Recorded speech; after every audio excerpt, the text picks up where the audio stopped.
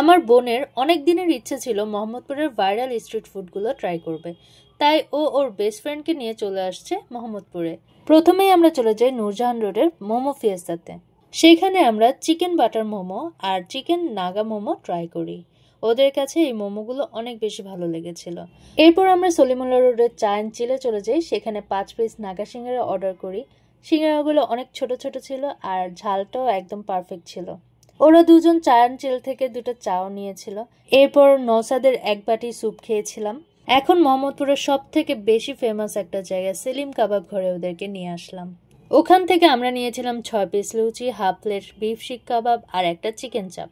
ওদের কাছে চিকেন চাপটাই সব থেকে বেশি ভালো লেগেছিল। এগুলো খেয়ে আমাদের পেট একদম ভরে গিয়েছিল। তারপরে আমরা একটা হাফ অ্যান্ড হাফ কর্ন ডগও খাই।